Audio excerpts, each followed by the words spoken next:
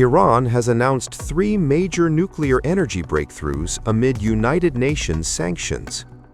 The Atomic Energy Organization of Iran, or the AEOI, said it launched Tehran's first indigenous industrial accelerator with diverse applications in environmental protection, medicine, nuclear technology, and scientific research. AEOI spokesperson Behrouz Kamalvandi said the accelerator was designed and developed by Iranian specialists over a period of 4 years. Kamalvandi also announced the launch of advanced carbon-13 production, carried out through the installation of a 12-meter tower at a semi-industrial scale.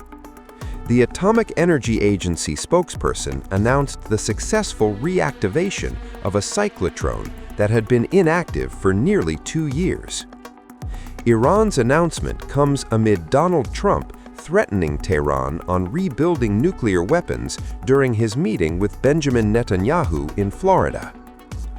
And speaking of Iran, I hope they're not trying to build up again, because if they are, we're going to have no choice but very quickly to eradicate that buildup. So I hope Iran is not trying to build up, as I've been reading that they're building up weapons and other things. And if they are, they're not using the sites that we obliterated, but they're using possibly different sites. We know exactly where they're going, what they're doing, and I hope they're not doing it because we don't want to waste the fuel on a B-2. It's a 37-hour trip both ways. I don't want to waste a lot of fuel. But after the meeting, after what you know from the intelligence, how close are we to another war with Iran? Well, I don't want to say that, but Iran may be behaving badly. It hasn't been confirmed, but if it's confirmed, look, they know the consequences. Consequences will be very powerful, maybe more powerful than the last time. Yeah. And Iran should have made a deal the last time. I gave them the option. I said, you can make a deal, do it. I told them, do it.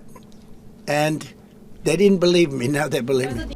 Iran's recent missile drills have alarmed Israel, which it claims are a cover for Tehran to target Israeli cities.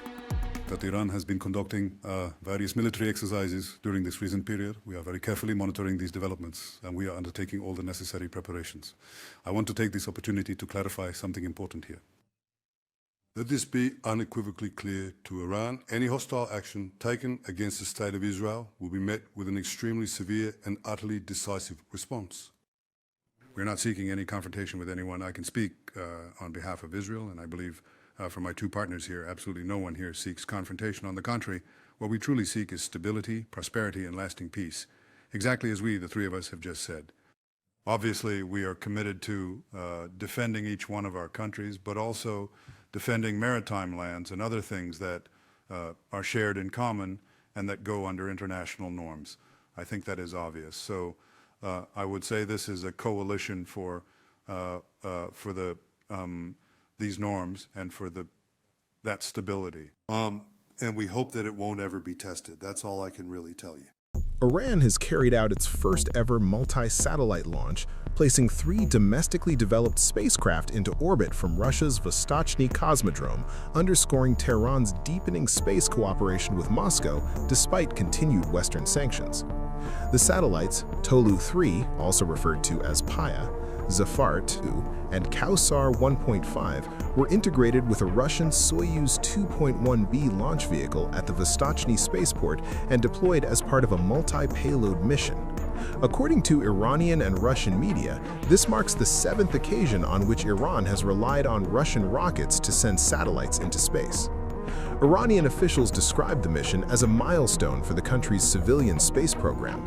Speaking ahead of the launch, Iran's ambassador to Moscow, Kazem Jalali, said the deployment represented a major step forward in Iran's technological self-reliance, according to Press TV.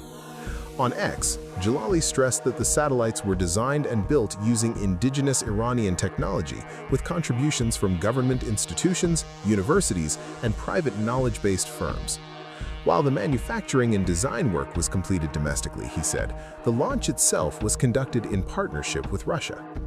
Tolu-3, weighing about 150 kilograms, is Iran's heaviest and most advanced satellite to date.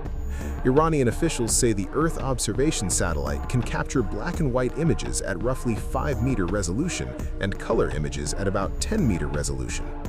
Zafar-2, developed by the Iran University of Science and Technology, is intended for monitoring natural resources, environmental assessment, disaster management, and mapping. Kawsar 1.5, an upgraded version of earlier Kawsar and Hudhud models, incorporates Internet of Things capabilities to enable real-time data transmission for smart monitoring systems. All 3 satellites were placed into low Earth orbit, according to Iran's state news agency IRNA. The launch came at a politically sensitive moment, coinciding with Israeli Prime Minister Benjamin Netanyahu's U.S. visit to meet U.S. President Donald Trump for talks expected to focus on Iran, Gaza, and other issues. Israeli officials have viewed the satellite deployment as a signal of defiance by Tehran, particularly after the confrontation between Iran and Israel earlier this year. Prior to that conflict, Iran had carried out multiple satellite launches, some independently and others in cooperation with Russia, often drawing concern from the United States and Israel over the potential dual-use nature of the technology. Western governments have long argued that space launch vehicles share technological overlap with long-range ballistic missile development, including intercontinental ballistic missiles. While Iran insists its space program is purely civilian, critics say advances in launch capability could shorten timelines if Tehran were ever to pursue more advanced missile systems. Analysts cited by Israeli media have noted that even if Iran's nuclear program has been significantly disrupted following the recent conflict, progress in space and missile technology could still carry long-term strategic implications. Security experts also point to Iran's extensive use of conventional ballistic missiles in recent attacks on Israel as evidence that its missile capabilities pose a serious threat independent of nuclear weapons. In addition, surveillance satellites could improve Iran's intelligence-gathering capacity. During the recent conflict, Israel benefited heavily from its own satellite-based intelligence, and analysts suggest Iran may be seeking to narrow that gap, potentially with Russian technical support. Iran first entered space in 2009 with the launch of the Omid satellite and has steadily expanded its program despite sanctions. Tehran has increasingly leaned on Russia for launch services, a trend that has intensified since Russia's invasion of Ukraine in 2022. Western nations accuse Iran of supplying drones and missiles to Russia for use in Ukraine, allegations Tehran denies, but the growing space cooperation highlights the broader strategic alignment between the two countries. Israel is in panic after Iran conducted missile drills across several cities. According to the Iranian media, the drills took place in cities including Tehran, Isfahan, Mashhad, Khurramabad, and Mahabad. The drills took place a day after Israeli Prime Minister Benjamin Netanyahu warned Iran that any hostile move would draw a sharp response, referring to potential Iranian strike.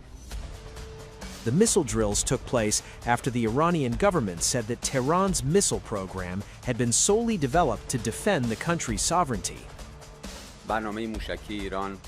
Iran's missile program has been developed for defending Iran's sovereignty, not for negotiations. Therefore, Iran's defensive capabilities, which are meant to stop aggressors from even thinking about attacking Iran, are not up for talks at all. We are focused on our jobs. Our armed forces know well how to defend us whenever necessary. Therefore, without paying attention to the malicious propaganda, the Iranian nation, the armed forces, and all parts of the ruling system will continue to do their jobs with focus.